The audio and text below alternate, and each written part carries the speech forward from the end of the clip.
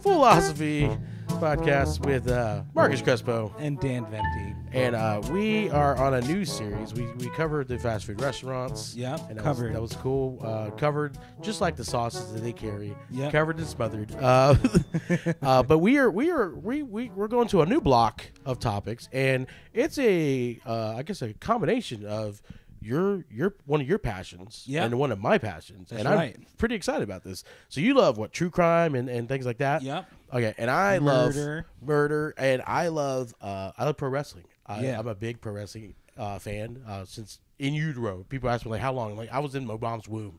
Like, my mom grew up watching wrestling. My dad grew up watching wrestling. My grandma watched it. You did like a somersault. You did like top ropes. Oh yeah. I was just like in the middle of the uterus, like running ropes like the Ultimate Warrior. Yeah, with shaking it like the umbilical cord. Yeah. The same joke. Yeah. It was there. But pro wrestling has been for many years was like in the zeitgeist of modern American culture, and behind the scenes, very nefarious, very sketchy. There's a lot of stuff that we didn't know that came to light once the internet. It's amazing the dark side of wrestling, or like the inner workings of it. Yeah, there's so much going on. So you said you liked wrestling growing up, and then you've always liked it, right? So I've always liked it. I still do. I don't get to watch as often because of my own personal schedule. Yeah. I try to keep up as much as possible. All the different there's so many different like organizations, federations, or whatever, if you will. But like now, wrestling fans are smart, and like they're smarter to what goes on behind the scenes because of the internet. Before we weren't privy to that information for many, many years, decades, if you will. Like, everyone was under the impression that it was real. Oh yeah, and that's also why it's real to me. Damn it. Yeah, exactly. And, I mean, but that's true. There was I know buddies of mine who have stories of like their grandmas like rooting for this guy and like legitimately rooting for a person, thinking like it was an actual UFC fight or something like that. It was especially popular here in the South, correct? Absolutely. Yeah. And yeah, I mean, the thing is also that also was why certain wrestlers, certain guys with certain physiques were pushed, because it enabled the suspension of disbelief. Like now wrestlers can be tiny little dudes that do flips and shit. Yeah. Then they're not gonna believe a little tiny dude that does flips is gonna beat this jacked 6'9". Yeah, because there was a lot of like headlocks and like clenched hands. It was based in like traditional Greco-Roman style wrestling. Right. Yeah. A lot of pushing and leaning and it was all about like torque. That seems believable. He can rip that dude's knee out. And now you know the difference. I mean, what they're doing is like it still requires you to be limber and strong and stuff, but it's just it's like more, I guess because they transition to like that different body style. And the term that they use when they refer to the business and protecting the business from the outside people, us, the regular patrons that are not wrestlers, they call it KAYFABE, keeping the suspension of disbelief. So it's KAYFABE. It's spelled weird, but it's pronounced KAYFABE. KAYFABE sounds like a boy band. Yeah, KAYFABE. Yeah, like it's like a K-pop band, like from Korea. Yeah. KAYFABE. Oh, they're so popular. The girls love them. They have that new hit, Zoom Zoom Zoip. But the term is KAYFABE. So, like in the '80s, before the steroid scandal, everyone thought that wrestling was not predetermined, which we know it is. It's predetermined. Yeah, but they called it what? What? Oh, I just ruined KAYFABE for it. Broke KAYFABE. So KAYFABE is like, for example, the wrestler Undertaker. How he maintained his gimmick. He never broke character. Yeah, never talked. He didn't really talk outside. Like, he didn't do interviews. If he did interview, he did it as he did his interview as the Undertaker. He didn't do his Mark Calloway. Yeah. And so that's called keeping kayfabe. You keep your character. You maintain the suspension of disbelief. So what we're going to discuss today is an attempt, basically something that broke kayfabe completely. Right. This is like a blur. It's blurring reality with wrestling. Yes. With the script. Absolutely. It was the Montreal Screwjob, probably one of the most significant wrestling events in the history of wrestling Yeah. for what not only what happened, because people who didn't know about wrestling knew about it, but what the ramifications were, how it changed the industry, what it did for the past. Like there was old heads that didn't like that this came too, because they were trained their whole life never break kayfabe no matter what. Right. Never break kayfabe. Like the fact that Hulk Hogan was the WWF champion was because of kayfabe. In the 80s, Hacksaw Jim Duggan, are you familiar with that? Yeah. Hacksaw Jim carried Duggan around the 2x4. the 2x4, yeah. Hacksaw Jim Duggan was originally slotted to be the champion in the 80s. Okay. Because he was real popular. Well, his rival, the Iron Sheik, Yeah. they got caught smoking weed under a bridge, or something like. Basically, that's like the Iron Sheik rules. The Iron Sheik is awesome. His Twitter is you amazing. humble. make humble, jabroni. Well, they got caught like smoking weed together under a bridge in like somewhere up north somewhere, and it got What a homeless way to get suspended. Well, his push got stymied. Well, Iron Sheik was a champion, and so now the Iron Sheik is just got caught smoking weed with his enemy, you know what I mean? And so they killed Hacksaw Jim Duggan's push for a little bit, and so the next heir apparent to become the next big face good guy wrestler champion was Hulk Hogan. Okay. It wasn't originally Hacksaw Jim Duggan. I mean, it wasn't originally Hulk Hogan. It was Hacksaw Jim Duggan. Oh wow. Yeah, and so that's how much they protected kayfabe. Was they're like, oh, we got to do something, and they buried the guy. So wow. Yeah, so you think Hacksaw, like the whole time Hogan became like the biggest wrestler ever? He was like, that could have been me. Probably. That was supposed to be me. Like over the years, like. But I was under a bridge with the Sheik. Yeah, every time he hears Red Hot He Chili really Peppers made him under humble, the bridge, He humbled. Yeah, He humbled jabroni. Hacksaw. Anytime he hears Red Hot Chili Peppers under the bridge, he just starts crying a tear. A single tear. I could have been champion, you know, like. But so they protected kayfabe like at all costs, and so before we get to the Montreal Screwjob, there's another incident. There was a women's wrestler by the name of Wendy Richter. So in the 80s, Vince McMahon basically there used to be a territory system in the United States of wrestling. Okay. So it would be like, let's say Florida had their top champion and Alabama had their top champion, and what they would do is they would do business with each other, and they would like, hey, I'm gonna borrow this guy over here, and I'm gonna send you this tag team, and then this Alabama tag team that the Floridians. So all the regions were run by different people, and they shared talents. Okay. So like Andre the Giant worked for Vince McMahon, but then like Ric Flair worked for so and so, and they would switch talent, or maybe sometimes pair them off. They would never beat each other. They would always. So they would like, it was almost like trading baseball cards, but with real people. Essentially, and Like, they did business with each other. I'll trade you Macho Man and Undertaker for Hulk Hogan. Yeah, I mean, essentially all joking aside, that's pretty much how they operated. They operated under a territory system. Well, then that was when Vince McMahon Sr. was operating. Then he passed away. Vince McMahon Jr. took over, and then his vision for wrestling was, I'm going to take over the world. So then he basically pilfered all the farm leagues, and became this juggernaut where he took all the top guys from all the different wrestling organizations. And How was he able to do that? Just having money? Just having money. Okay. Money talks, man. And so that's what he did. And then another thing is like, if you didn't want to do business with him the way he wanted you to do business, he would fuck you over. Oh. And so one of the things going back to the 80s was there was a woman's wrestler by the name of Wendy Richter, who was a very popular women's wrestler. She came from like this thing called the Rock and Wrestling. I think Hogan was involved in that at one point and everything. Well, they got into a money dispute, and she tried, like in his mind, tried to play too big for her britches, because women's wrestling wasn't highly revered as it is now. Yeah. So basically, she was gonna like basically keep the belt. She's like, I'm not going to drop the belt to anybody until you pay me my money. Well, they sent another wrestler to do an actual shoot, meaning like when they rolled her up, like for the pin, she held it tightly, like against the girl's will, and then won the match and took the belt off of her legit.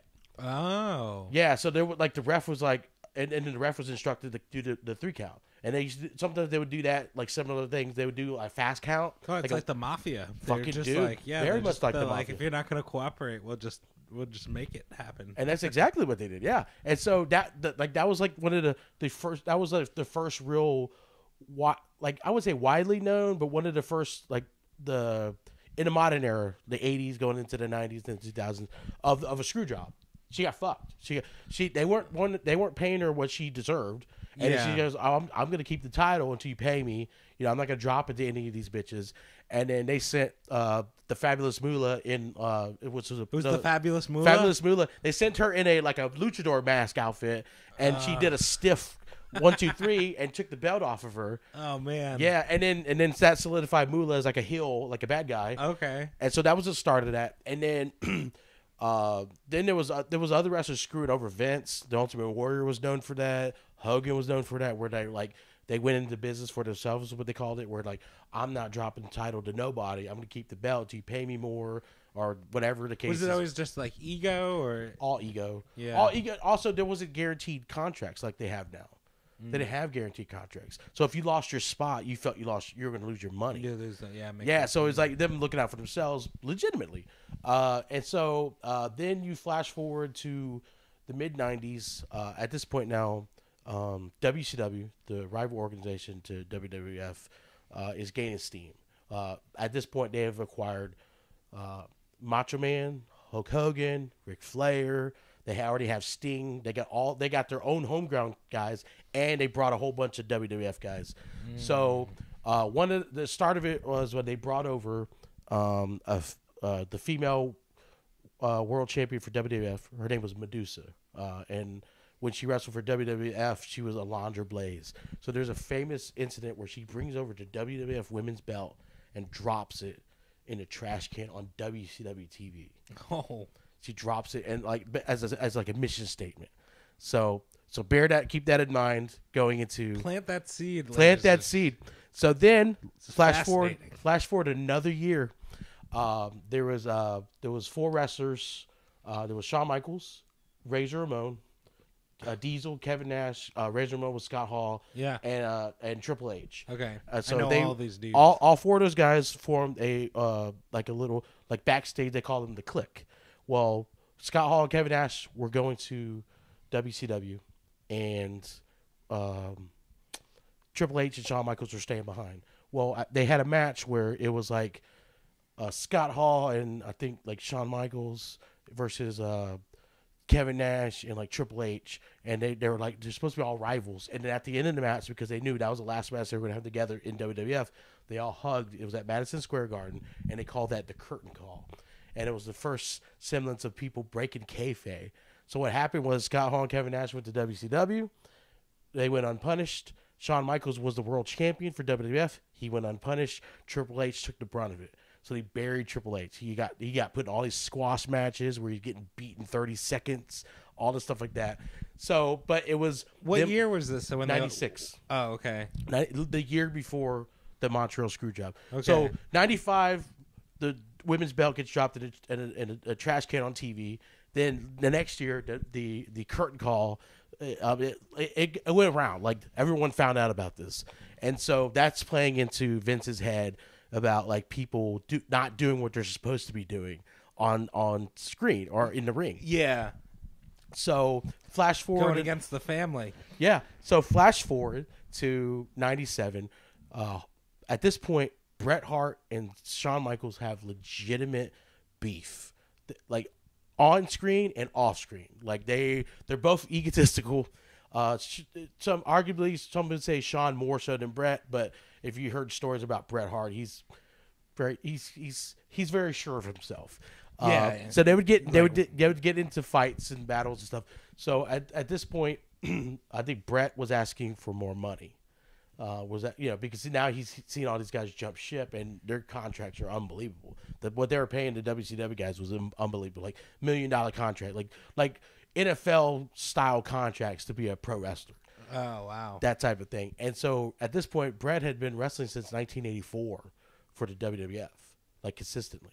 And so he was asking for more money. Then they said, yeah, we'll pay you more money. Well, then stuff happened. They weren't drawing the same amount of money. They were in transition from the goofy, 90s gimmicks where like everybody was like an occupation, where like everybody like there was like they had literally there was like one wrestler named Big Boss Man. They had Duke the Dumpster Drosy. Yeah, they had a Hog Sergeant Farmers. Slaughter. Yeah, sorry, everyone was career Everyone day. had a job. Yeah, it should have been called Career Day Wrestling Federation. That's like so funny. I never thought of it like that, but they really did. Yeah, all the characters are occupations. Yeah, it should have been like the coal miner. Yeah, Papa Shango. Yeah, they had a fucking voodoo dude. Yeah, a fucking a clown, and then a mini clown. You're like, yeah, everybody clown, smaller clown. Yeah. So it was a hokey gimmick, and then WCW then it went into like the like Attitude Era, they call it, right? Well, the Montreal Screwjob was like a huge catalyst into that. Oh, okay. This is when Attitude Era refers to when everyone said suck it, and they would make the X over DX was like the transition. Goldust was I think it was already. People should bring that back. Suck it. Yeah. People do that in public. Oh, dude!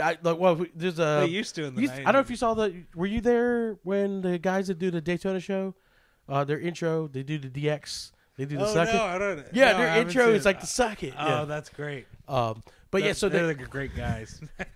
super, very Daytona. Super great guys. Very Daytona. Yeah. Basically, Bret finds out that he is not going to get the contract that the money that he asked. So he negotiated a contract with WCW, and he let Vince know, yeah, I'm gonna go. And then like they worked out a timeline to when his contract can legally end and all that stuff like that. And usually the old guard of doing wrestling is you drop the title on your way out. Well, the way they worked out the calendar, that would have meant that he would have to drop the title in his hometown in Montreal. In his home country. I don't think it's his hometown, but in his home country of Canada. I think he's from Ottawa, right? Yeah, I think it's from Ottawa, but he's widely known in Canada, the Hart family. Yeah. And so that he didn't want to do. They wrestled in their basement. Yeah, the dungeon. The dungeon. The fucking dungeon, dude. Yeah, Stu Hart was a maniac, man. He was like twisting these guys up and stuff. But he didn't want to drop the belt to Shawn in his home country. He didn't want to do that. Yeah. So it was a little bit of Bret being a little stubborn himself. Yeah. So they worked out a deal. They were like, well, you're going to maintain the belt, and then we'll have you forfeit the belt or drop it at another event, like a live television thing. Okay. That type of thing. Because, they were like, well, he's been with the company for a while. But then everything I just mentioned to you, the dropping of the women's belt, the curtain call where guys are doing business for themselves in the ring. Vince, he was a little leery that he was basically he didn't want the men's belt to be dropped in a trash can on WCW television. That was his biggest worry and concern. Okay, so you thought it was gonna So he thought that was like it's one thing for the women's belt at the time in the 90s. It didn't carry the same weight that it would now. When like Ronda Rousey was champion and shit like that. So he didn't want that to happen. So they were real secretive, and they formulated like a bunch of. They had like a lot of his insiders. They were trying to figure out how they can get the belt off Bret because he wasn't going to willingly just drop it to Shawn in his home country. That wasn't going to happen. Yeah. But they were trying to figure out the way they could get it off of him, and without too many people knowing. And so they formulated the Screwjob. So I don't know. Have you seen the footage of it?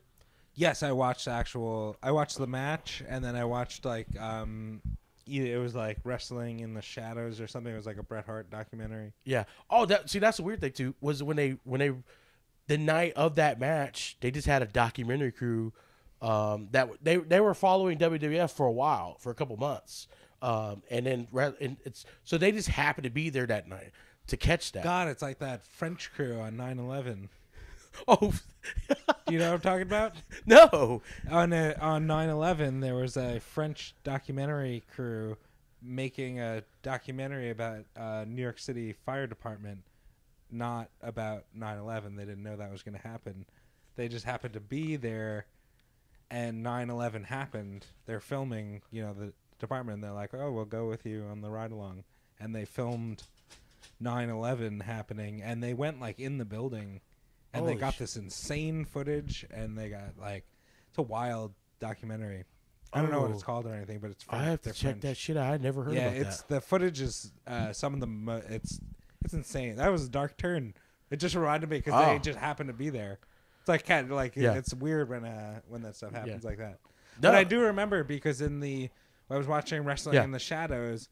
Bret Hart kind of motions to the camera and says like, "You guys should leave, or you guys should, you guys should probably like get out of here," because I think he was gonna he was like, "I'm gonna kick the shit out of Vince McMahon." He did. He knocked the fuck out of him. He knocked him out. He punched him so hard that he went up in the air and spun around like a cartoonish punch. Like whoa, whoa, whoa, whoa, whoa! I just saw the footage of him right after he knocked him out, and he was putting on like a white denim button-up shirt. Yeah, it's like so wrestling, and he's like, my fist happened to touch his face or something like that.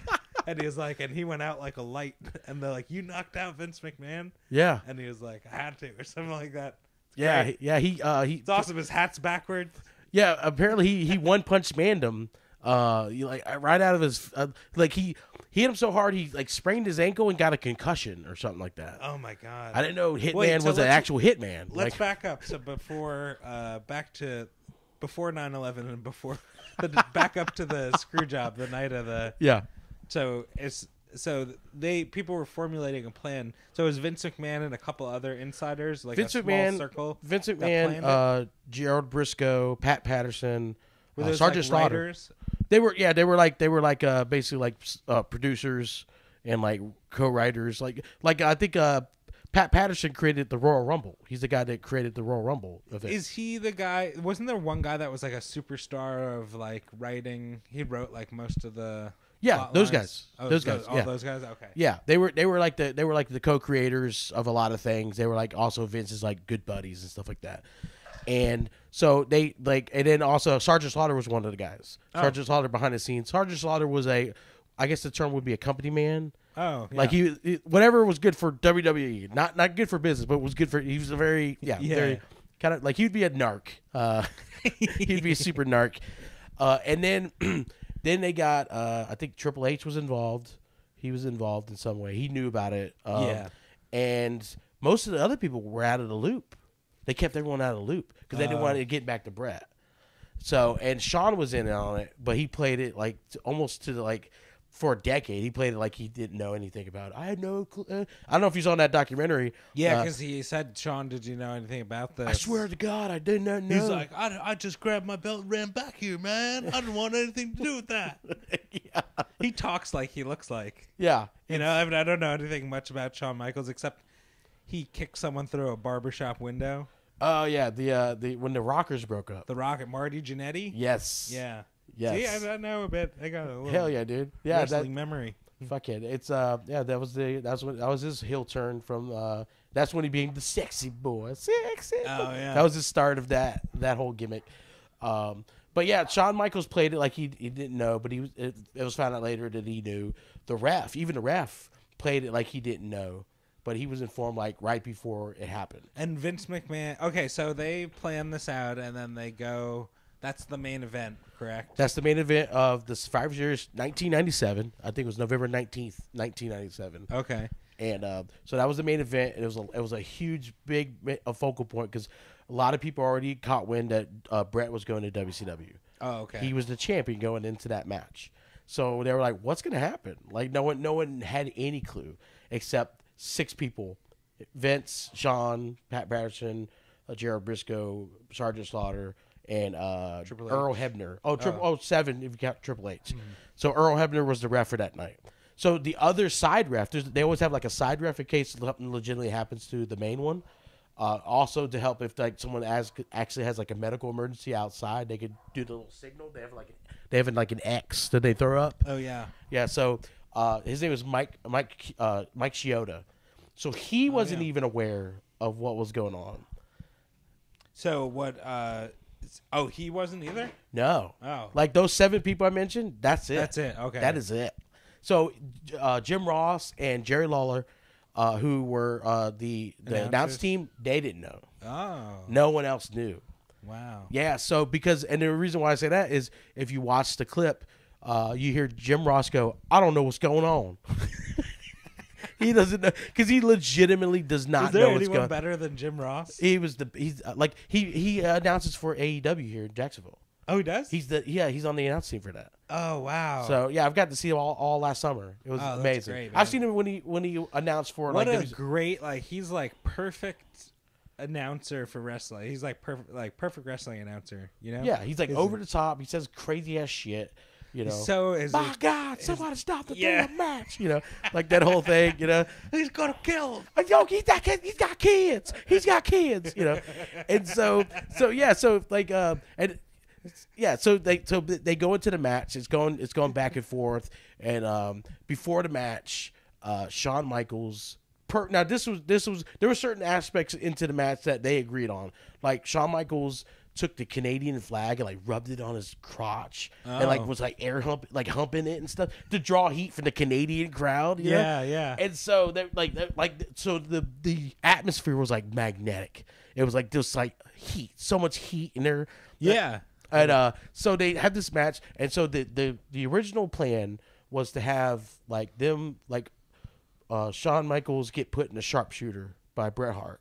And then Shawn Michaels reversed the sharpshooter and put Bret in the sharpshooter, and then have Bret Hart's brother and Davey Boy Smith, who was his legitimate brother-in-law at the time, run out and do this, where they attack Shawn Michaels or something like that, and it goes into disqualification. Then the next night on Monday Night Raw, they would do another match, like a rematch, and then he would legitimately drop the title. Okay. Because it was going to be in another city. It was going to be in the United States. Right, yeah.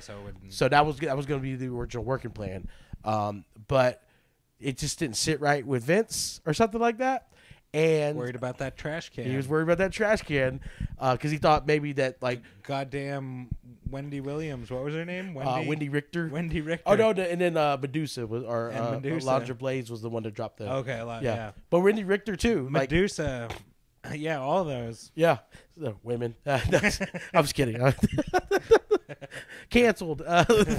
No, but so he was worried. So they had Bret Hart put Shawn Michaels in the finish or in sharpshooter, and then Shawn reversed it and put Bret in it, and next thing you know, you hear Vince yell to. Vince pinpoint to Earl Hebner, the ref, to ring the bell, and then there was I forget the name of the guy who's the bell keeper. Vince is like, ring the bell, and then he bumped him real hard. Ring the fucking bell, bing bing bing, and they rang the bell, and then they played Shawn Michaels' music. I'm a sexy boy, sexy, and everyone's confused. Yeah, Bret Hart's face is just the look on his face is just pure shock. It's shock and then frustration. Yeah, and, all in one. And then it's like a shock and then a look of he did it. He that motherfucker. Yeah. You could see he's oh, I just got fucked over. It's that look. Yeah, it's so basically Shawn, Earl Hebner, the ref that rung the bell, that did the signal to ring the bell, got the fuck out of there. He left the building, went to his hotel room immediately. Oh wow! He got the fuck out of there. He was like, "I'm gonna be." Yeah, and then everyone, for the most part, if you were involved, one of the 7 people, I think Triple H grabbed Shawn, Vince ordered Shawn to grab the belt, get the fuck out of there. They got him out of there. Yeah, you see him run, grab the belt, and run. Yeah, he's got security. People are throwing. Yeah, rappers. That was another thing. I was doing some research on that. Shawn Michaels and Triple H got harassed even when they left the building. At their hotel room in the lobby, they were getting people were fucking with them and saying shit to them and threatening them and because Bret Hart is a country hero. Yeah, he's Canada. I could understand that. Shawn Michaels he runs all the way with security to the end of the tunnel, and right as the entrance to the tunnel, to go backstage, he just lifts the belt up and just to fuck with people, I think. Yeah. Well, because even then they're trying to maintain kayfabe. Yeah. Right. Yeah. Yeah. So even it's so interesting to think of it on that level, Yeah. The maintaining the suspension of disbelief thing, and so it's funny. So then at that point, when you're watching the pay-per-view, all you saw was it scans the crowd. It shows Shawn Michaels. That's what he did. He showed Shawn Michaels holding the belt up. They didn't show it in the ring anymore. But the documentary crews caught Bret in the ring.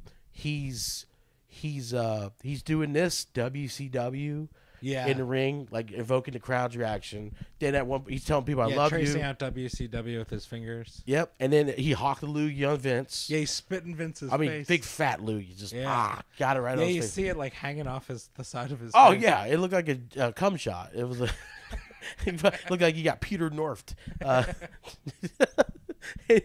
So then the documentary shows when they go backstage and are like asking all these wrestlers, and then I read what other wrestlers' reactions were. Most of the locker room, because they're all informed about what happened, were pissed. Like Vince had to actually call like several meetings with all the other talent, and because they were worried that was going to happen to them next. Oh yeah, and imagine they'd be getting paranoid because you're just sitting there and you're like, oh well. If they're gonna screw over like the biggest, the champion, Bret Hart was like the biggest wrestler at that time. And right? he was highly tenured. He was there since '84. That was 13 years. 13 years he was with WWE, and for different roles. Like he was in that time, he started as a tag team guy. Then he became a singles wrestler, and he worked his way up to the championship spot. And that's how they treated the face of the company. Yeah, at that time, and like no loyalty. Yeah, so all these other guys are like, "Well, I mean, I'm just a jobber. What am I going? I'm just the guy that gets paid to lose. What are they gonna do to me? Make me lose more? Like whatever." Yeah, why wouldn't you feel like that? And so then Bret didn't have to. He still had to do business with Vince after punching him out and everything. So basically, like he basically was like, "So I'm assuming you're gonna screw me over on my money." And so Vince didn't have to go do all this behind the scenes stuff and try to make things right as much as possible. Like, so he paid Bret what his actual what he was supposed to take home for the pay-per-view was. Like they did everything up until the contract expired. Then he went to WCW, and then what happened? Like that actually led to the Owen Hart thing, though. That actually led to the Owen Hart thing because in the wake of that, though, Davey Boy Smith. The British Bulldog. He was the brother-in-law, and it was like Jim Neidhart, who was also the brother-in-law. Yeah, they jumped ship too. They eventually jumped ship because their contracts were expired. Best goatee in the game. Yeah. Who else? There's some other. Brian Pillman left. Don't know who that is. Brian Pillman. Brian Pillman. He was involved in the Hart Foundation. Okay. That organization. He left. The only person that had to stay was Owen Hart, because his contract was for another couple of years. Oh. So that led to him getting tossed around, becoming the Blue Blazer. The Blue Meanie or whatever he was. Yeah, the Blue Blazer was it was a gimmick they gave him. So that's like the aftermath of all this. Like, so that may or may not have led to his death. Yeah, because for people who may or may, if you're listening to this, you probably know, but Owen Hart was being lowered. Yeah, because it was a superhero gimmick, is what it was. So they were like, he was coming from the rafters. Yeah, and it was a malfunction. But he was basically forced into a gimmick he didn't want to do because he was the only Hart left on contract. Yeah. After the whole, because after that, Bret Hart went on the news and started shitting all over WWF and all. It was kind of like the curtain call all over again, where Triple H, but instead of Triple H, it was Owen Hart. Owen Hart had to take the brunt of all that shit. And so that ultimately led, in a roundabout way, led to his death. Yeah. And then after that, it was like all kayfabe was destroyed, because when Bret Hart went on Inside, I think he went on Inside Edition.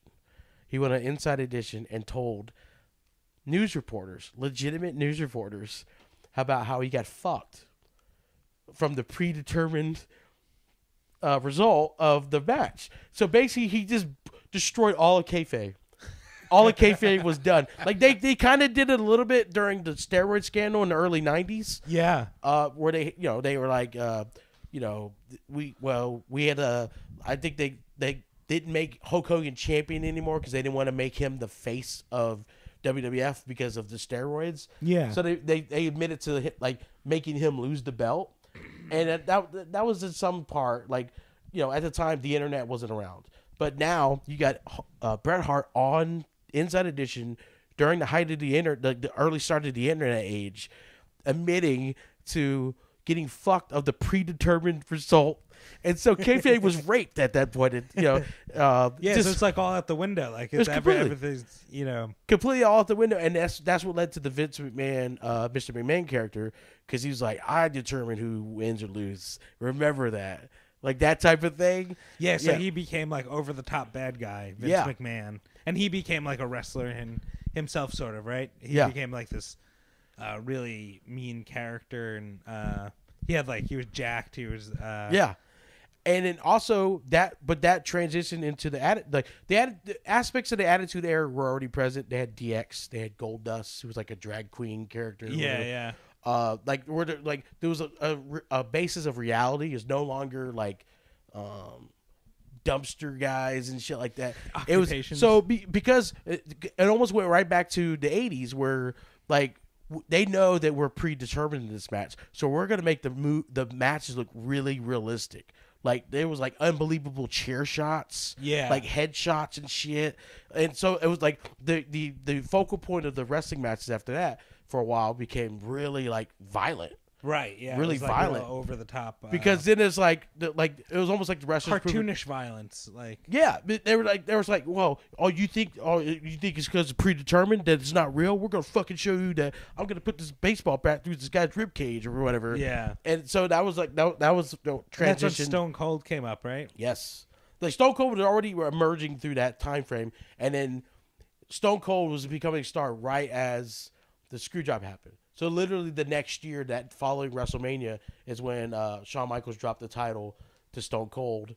And I told you before we started recording, even then they were worried that Shawn Michaels was not going to drop the title to Stone Cold. And The Undertaker, who had confronted Vince after the Screwjob, was like, hell or high water, I'm going to make sure this happens. And he had taped his fist up and was like, if he doesn't drop the title to Stone Cold, I'm going to legitimately beat his ass. And you don't want a 6'10" Texan who's like 320 pounds to pissed off at you. He's something else. But yeah, that was, I mean, honestly, that was like it was scandalous in a lot of ways. It was scandalous in the fact that they screwed over a long tenured wrestler in the way they did in his home country. Right. It was a completely decimated kayfabe, the whole aspect of it. That's really interesting. I never thought about it from that angle, but it's really true, and that's probably the biggest blow to that, right? Yeah. And then what it also did is it took wrestling to another level. Wrestling was perceived as like entertainment, not necessarily sports. Like sports channels didn't cover pro wrestling. They didn't, like ESPN didn't give a shit about what happened in the WWE. Yeah. Every once in a while, if they had like a Muhammad Ali, what I think was like ringside during WrestleMania 1, they had like Mr. T, but Mr. T was an actor. Like unless they involved a sports figure, pro wrestling was never covered on ESPN. But that's right, yeah. They never talked about it. But then everybody who was willing to talk about wrestling wanted to talk about this because it's such a big deal because it crossed topics. It was no longer just like the silly wrestling thing. It was like, oh shit, it crossed over to real life. Yeah, and so and they capitalized that because then shortly thereafter, when you had networks like ESPN that has nothing to do with pro wrestling are covering it because of what's going on, because contract negotiations, stuff like that, stuff that they deal with on the sports networks, then people that were sports fans were like, oh, what's going on in wrestling? What the hell is this all about? So all the eyes on there, they started bringing more sports stars. They brought in Mike Tyson on WCW. They brought in Dennis Rodman and Karl Malone. Oh, yeah, that's right. Yeah, they started bringing, I think Mongo McMichael. Karl Malone wants Beanie Babies. Yeah. Yeah. So like, this isn't like a crime per se, because we're gonna dive into some heavy-handed shit. Yeah. As the episodes progress, so we're talking like fucking murders and mob hits. Oh yeah, wrestling is so dark. Oh yeah, it's like, yeah, I enjoy true crime, and I stuff gets dark, but wrestling, like, as a whole, even like when they're doing well, it still seems like a really rough life. Well, it is because it's a bunch of manly men. Yeah. You know, and they wrestle like 300 plus days out of the year, right? Yeah, they like a large majority of the year. Yeah, on average 270. Wow, 270 days a year. That's it's nuts. Could you imagine doing that? Like what your body would feel like? Oh yeah, I remember doing like manual labor jobs and like just being sore, but like I never had to fight anyone for the manual labor job. You know, what I mean? I never had to do like, oh, we're gonna go roofing, but you and John have to fight for 15 minutes to do this roofing job. You know, like we never had to do any of that shit. And then also going back into the old school days of wrestling. For example, going back to kayfabe. For example, one of the things, this is a story that's known throughout wrestling, is certain territories had a rule. Because when like the guys would go to the bars, the wrestlers would go to the bars, in those days they thought wrestling was real. So imagine going to a bar and you're a pro wrestler who's like touting how big and how tough and Billy Badass you are. And then some local fucking yokel sees you and he's like, fuck this guy. He ain't tough. I'm tough. They had a rule in certain territories. If you fought one of the locals and lost a fight, you got fired. Wait, so it's not that you can't fight. No, they wanted you to beat the shit out of the locals. It's that only if you lost the fight. If you lost the fight, yeah. So in those days, incredible. In those days, it's so funny. Yeah, in those days, there was a lot of legitimate, like, tough guys wrestling. Like, there was a guy named Harley Race who was a manager in, like, the 90s. He managed, like, Vader, and he actually wrestled in WWF in the 80s. He had a catchphrase. He would basically say, he had, like, apparently, like, a badass left hand, a badass left punch. And he would tell people, he goes, if I punch somebody with their left hand and they're still standing, I'm going to look behind them and see what's holding them up. Like, yeah. So in those days, Harley Race. Yeah. What a great name. Now we're diving away from the Montreal Screwjob a little bit, but that's fine. we're still within kayfabe. We're still in because we're talking about kayfabe, the tapestry of the episode. You know. Yeah. That we're like, so in late 70s, early 80s, and all that stuff like that. There was a whole slew of wrestlers that were like known for being like tough guys. Like on TV, they'll lose a match or whatever, but hell or high water, do not fight these guys in a bar. There was Hogan was known for like Hogan. Shit, man, Hogan choked out Richard Belzer on TV. You ever saw that? You ever saw that? No. Oh, he front face locked Richard Belzer until he blacked out. Because Richard Belzer was he was the host of a talk show at the time. Okay. And he brought Mr. T on and Hulk Hogan. This was like press for WrestleMania 1. So Richard Belzer was being a sarcastic, skinny, fucking know-it-all comic host guy. And he's like, you fucking wrestlers. I hate comics. And so Hulk Hogan was like, oh, I'm just going to show you a basic. This is one of the most basic moves in pro wrestling. And he puts him in a legit front face lock. Like cinches it in. If you put someone in a front face lock, I put a couple people in the mall in a front face lock. So that's like a headlock, basically, like you're choking someone out. Yeah. So you basically bring the person's trachea into like the pit of your wrist. Okay. And then you lock it in, and you like basically it just presses up against your wrist will press up either against their actual trachea or against their carotid arteries, and do either a blood choke or an air choke. But if you sense it properly with the proper curvature, you'll do a blood choke and it'll pass out like fucking in no time. We used to do that to each other for fun when we were young. Yeah. Did you do that? Yeah, like we would knock each other out. Yeah, like I mean, yeah. I guess it's whatever the one that you pass out for like 15 seconds and then you wake up. Oh yeah, there's a couple. I mean, but that's also the same. But it was like two on the sides. You know? That's with the carotid arteries. Oh, okay. And the jugular carotid and the jugular. I guess it was blood, right? It's a blood choke. Yeah. Yeah, those knock you out faster. That's also what you choke when you're fucking somebody. You hold on to that for a little bit. What? Yeah. That's what you press on when you fuck somebody. Okay. Yeah, you press on the side and you don't hold it for too long. You press enough to where they lose, you know. And then you let go, and then it creates a sensation, and it also tightens the vagina. Yeah, yeah, dude. It's a whole thing. Yeah, we're diving. I'm learning so much today. Yeah, I didn't realize how much I know about stuff. But yeah, so he put Richard Belzer in a front face lock, and then he blacked out, and it's dropped him. Just let him, and he fall back. He like busted his head open, it's bleeding and shit. Oh man. Yeah, Hulk Hogan gave no fucks. You know. Did he get in trouble for that? Did he get like sued? No, Hogan didn't. Now there was a guy named Dr. David Schultz, who was like this heel wrestler, this loudmouth Texas guy. The shoe insert guy? Oh, no. Dr. David Schultz, he had an Inside Edition guy ask him if wrestling was fake. And he goes, you go, what? Wrestling's fake? And he legitimately fucking pimp slaps the Inside Edition guy, knocks him to the ground. And now, mind you, Dr. David Schultz was like 6'5", 270. Just pimp slaps the shit out of this Inside Edition guy. Knocks him to the ground. He goes, you don't talk about that's fake? That's an open hand slap. That's why you're not in this business. That's why these dumb rednecks are not in this business, because it's a tough business. I mean, yeah. So he like stiff slaps the shit out of this dude. So like that's the craziness. That was the extents that these wrestlers were willing to go through to protect the business. And then flash forward to the screw job, and they're like, "Oh, it's fake. It's predetermined." You know. Yeah. Wow. Yeah. That really does give it context. Yeah. Yeah.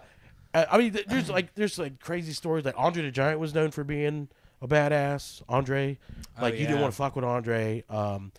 There was stories like for days where like no one fucked with Andre. Like if Andre said something, you just listened. You know, there was like only like two people that Andre feared legitimately, and that was a guy named Bad News Brown. He was just like he was a judo champ, and like he was like legitimately tough. Bad News Brown? Bad News Brown. Okay, he was an old wrestler? Yeah, in the 80s. In the 80s. Okay. He had a high-profile feud with Roddy Piper, where Roddy Piper painted half of himself black because Bad News Brown was a black dude. Yeah, so, it was... Wait, Roddy Piper did like half black? Half blackface. Yeah, half black body and everything? He did like his whole body? And as a prank, though, Andre the Giant gave him paint that didn't come off easy. So he had to fly through customs to the event in half blackface. I think that was the story that was going around was that. But yeah, they omitted it from the WWE pay-per-view for that event. Like they showed the match because he's in half blackface during the match. They show it during the match, but they don't do the promo for it. That's nuts. Yeah, but this was the 80s though. The 80s, and then there was a guy named Haku. Haku. I feel like I remember. He wrestled as Haku and he wrestled as Ming. That's Bad News Brown, legit judo champion. And look up Haku, Haku. And, so he Andre the Giant was afraid of both of these people. Both those dudes. Yeah, Haku had a reputation for being like the most feared dude in the locker room. Nobody fucked with Haku. He was like a insurance. He looks like my buddy Mike. Yeah, he's a Tongan guy. Some of them would. One of his nicknames behind the scenes was Tonga because I think he wrestled as Tonga on 1.2, and like he legitimately bit a dude's nose off. Oh my god. Yeah, and then the crazy thing is apparently his wife was just as wild. There was a story about him and his wife getting into it at a bar. And he called the cops, and then him and the wife beat the shit out of all the cops. Like they handcuffed him and he broke out of his cuffs, like legit. Apparently, yeah, it was like holy shit. Yeah, Jake Roberts, I think, in an interview, they asked him. He goes, if you had a tank with one round, and you were aiming at Haku, what would you do? And he goes, I would find a gun and shoot myself because I would be afraid to miss and piss him off. Like that was his quote about Haku. Yeah, and so like wow. Dude. Yeah, so they should. We should hopefully we'll cover him more. I wonder if he has any. Yeah, because I might talk about the Superfly Snuka incident. The Brazil thing. No, where he was charged with murdering his ex-girlfriend. Oh, okay. I thought that was. But they were like all the island wrestlers were like they were like a lot of them were actual cousins, but they they considered them cousins because of the Pacific Islanders. Island boys are tough. Oh yeah. Oh my god. Yeah, dude, don't fuck. Like they have natural strength. Yeah. Like oh my god. It's unbelievable. So Tonga, It's awesome. I mean, like Haku's a Tongan. He's a Pacific Islander guy. Yeah. And yeah, he had a reputation. He was known for. Also, he wasn't tall. He was only 5'11". Yeah, it said 6'1", 275. Which I'm surprised because the pictures he looks pretty big, but yeah, that's like. But yeah, he was in a tag. It's like a bigger dude, but not huge. No, but because he wasn't super tall, he got challenged a lot by people like stupid dumb rednecks. Oh, and he would beat the shit out of him and like fucking. But he also fought dirty, like that. Like he legit, like the nose biting, bit the nose right off, clean off. Fucking, that's insane. He fought Chris Farley in Dirty Work. Yeah. That's so nuts, man. Wow. So Montreal Screwjob really gave it to the KAYFABE, and then that really that transition. That was like, you feel like that was the end of an era of like old school. It was the end of several eras. I think it was like the old school KAYFABE, the old school and then it also was the end of like secrecy in wrestling, as far as like contracts and stuff. It paved the way for what we have now, where like behind the scenes stuff in pro wrestling is just as known as like contract negotiations in the NFL. Yeah, like it paved the way for that. Like and then open things up. Yeah, because it was during the internet age. It was during the internet age. Yeah, I guess they're like forced to work with. Yeah, and people just know too much now. Yeah, they do. It's sometimes not enjoyable because like the suspension of disbelief has completely been pillaged. Yeah, you know. Sometimes you get caught off guard. That's kind of fun, seeing that. Like just like, oh, I didn't expect this. Like, and then. So do you still watch wrestling actively? Yeah, as much as possible. Yeah. As much as possible. You know, I'm such a fanboy that I think for the most part, even if I know like a predetermined result, like, you know, I appreciate what goes into it because I'm not capable of doing it. But I've been in wrestling rings several times. I've taken a chair shot. That shit hurts. How does that work? Is it like a fake chair? That is not a fake chair. It's a real fucking chair. It's the way they hit you? They just used real chairs and hit you. There was no gimmick. Now, like... Wait, there's no trick? No. That's why all those guys got CTE and fucking concussions. There's no trick. So it's just this like big heavy metal chair and they just hit you? I mean, maybe they would do a lighter metal chair, but it's still a metal chair getting hit. And you saw how they were hitting each other. Like there's a match where like The Rock was going to town on Mick Foley. He hit him like 12 times. Yeah. It was during the cage match thing. Was it? Or no, it was match or whatever. Oh, that was the one where he did with the Undertaker, the Hell in a Cell. That's the Jim Ross classic. Yeah, my God, he killed him. He killed him. You know, but there was a Royal Rumble match where The Rock wrestled Mankind, and they chronicled. I do remember The Rock in Beyond the Mat, and he took liberties. He like fucking 12 shots to the head, and at one point he was giving him headshots while he was handcuffed, so he had no defense to it. Normally, when you do a chair shot, you put your hand up at the last minute to kind of cushion the blow a little bit. Yeah, I mean, the way they were swinging them, a little bit is an overstatement. You know what I mean, but even if there was a gimmick chair, it's still a metal of some sort. Yeah. So imagine like when they got hit with the trash can lids. That's a real aluminum trash can lid. Yeah, or like a cookie pan or whatever. That's all like I real hate bumping into like the corner of a counter. For those guys are just built 10 minutes. I mean, they're also hopped up on fucking pain pills too. A lot of them were. It's amazing how they could. There's a chair shot, and I know this is kind of a different story. Yeah, and he just died. But New Jack. Oh God. New Jack does a chair shot on some guy at some match, and it's just amongst like there's a documentary on him. Yeah, and the guy's like. But just blood everywhere. Crimson Mask.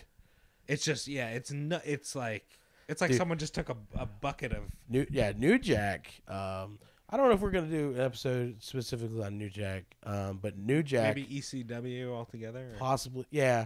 Because I guess I was trying to like blend the worlds of like true crime, like actual true crime and like, wrestling. But I mean, New Jack. Maybe we should. Stab that guy. There was a couple instances. Maybe we should do a New Jack episode. Yeah, we'll think. Yeah, because he's got a couple. He's got a couple under his belts. Plus, he has. Yeah, I think we should do a New Jack episode in honor of because he recently passed away. He did, yeah. But yeah, New Jack. Ooh, buddy. Ooh, fucking New Jack. Okay, yeah. Well, any parting words on the Montreal Screwjob? Well, all I know is Bret screwed Bret. In the words of Vince. Yeah. True Vince fashion. Yeah. And that led to his like intro. You ever seen Vince's intro music? No chance. That's just what you got. No chance in hell. Yeah. You know. Yeah. I always love that song. I don't know. You're fired. Yeah, and then fucking Trump, fucking hack. I only remember. I didn't know that Trump was on wrestling. I only saw it like after people were like, "This is our president," and it's him like rolling around outside a ring. Now, here's the thing people don't know about Trump. He's got like a diaper on. Yeah. Here's the thing a lot of people don't know about Trump. Trump has been involved with wrestling for a long time, like decades. Yeah. Because WrestleMania. Okay, so the first two WrestleManias I think were Madison Wrestling Square. And Miss America pageants. Yeah. So the first white trash. The first two WrestleManias I think were in Madison Square Garden. Yeah. And they couldn't forge a deal for another year, and so they got Trump. Trump it was in the Taj Mahal or whatever, whatever arena. That's in India. No, the Trump Taj Mahal in New Jersey. Oh, they had a performance area, and so they had WrestleMania 3 and 4 in the Trump Taj Mahal. Oh, okay. Yeah, so like Trump bailed Vince McMahon out because he couldn't think of a venue that would be able to hold it. Yeah, because also, no, not 3 and 4. No, WrestleMania 3 was in the Pontiac Silverdome. WrestleMania 4, it wasn't drawing as much, and they needed a venue, and a bigger venue would have showed too many empty seats, so they needed a smaller venue, and they did the Trump Taj Mahal. That's what the backstory is on. Oh, okay. Yeah. Because then WrestleMania 5 was in fucking Canada, and it was like unbelievable. It was like 80,000 people or some shit like that. But the Silverdome was like 90,000 in Detroit, Michigan. That's where Hulk Hogan body slammed Andre the Giant. Oh. Yeah. Yeah, that's legendary. Yeah, dude. But the WrestleMania 4... Do you think he did it all on his own, or do you think Andre kind of... Andre wasn't going to let anyone slam him if he didn't want to get slammed. Because also at that time, Andre had so many back issues that he wasn't going to take a bump unnecessarily unless it was good for business. So, yeah. But even with that being said, Hogan pulled like 2 muscles in his back or something, and he pulled like his tweaked his hamstring and pulled like 2 muscles in his back. Doing the body slam, yeah. Because even like basically, I don't know. Have you ever body slammed someone? No. I body slammed a couple people, and like some of them were. Of course you have. Why wouldn't you? Well, some of them were against their will, and some of them were like pro wrestling style. So basically, when the mechanics of a body slam to do it safely is that there's like the other person kind of like goes with it, like they kind of lift with you. When you lift, they jump up kind of. Okay. And then they put their hand on your quad or your thigh here, and then you tuck your hand behind their neck, so you cradle the base of your neck, and then you basically your butt and your legs take the brunt of the slam is what's supposed to happen, not your neck or your back. So you curve. So when you pick up, so the person lifting you is not taking a strain. And then you pick them up, and then when you drop them on their butt. Usually the meat of their butt takes the blow. So, yeah. And so, but you have 2 people of that enormous size. You got Hogan, who is legit 6'5", at that time 320 pounds of like steroided muscle. Yeah. And then you got Andre the Giant, who even after his fusion surgeries or whatever was still like 6'11". Because he was a lot shorter than he was in the 70s. Because they took out chunks of his spine. Oh, wow. Yeah, so he was only like maybe 7 foot at best. In the 70s, he was legit. How much did he weigh? Like 500 pounds? Oh, yeah. Anywhere from 400 to 500 pounds. Damn. He was probably pushing 5 at that time. Yeah. Yeah. So, but I remember when he picks him up, it just looks so heavy. He just looked like so much man. It was a lot. I mean, like even with this, like I said, even with the spinal surgeries, it was 6'10". It's like body slamming a boat. Yeah, like a fucking catamaran. He yeah, just choke slammed the body slammed the catamaran. And then, weird thing is Hogan's not the only guy that's ever body slammed Andre. Oh really? But, yeah, it's highly chronicled. Like there's a bunch of guys that body slammed him. Oh yeah, Ultimate Warrior's body slammed him. Big John Studd body slammed him. Dude, Ultimate Warrior was a maniac. Yeah, I love watching his interviews. Yeah, because he just doesn't make sense. And it's so funny because it sounds like talks about space and stuff. It sounds like we're going off topic, but this is also goes almost full circle back to the fucking screw job about the Ultimate Warrior. SummerSlam '91. So at the time, the Ultimate Warrior thought he was a bigger star than he actually was. They put the belt on him, but it wasn't drawing the amount of money because WrestleMania 5 was Ultimate Warrior versus Hulk Hogan. I don't know if you remember that match. Yeah. And Ultimate Warrior won. So this was in 1990. So they had the belt on the Ultimate Warrior, but it wasn't drawing the same amount of ticket sales that Hogan as a champion was drawing and stuff. So they ended up dropping the belt to Sergeant Slaughter. He was like a in-between champion. Mm-hmm. Well, the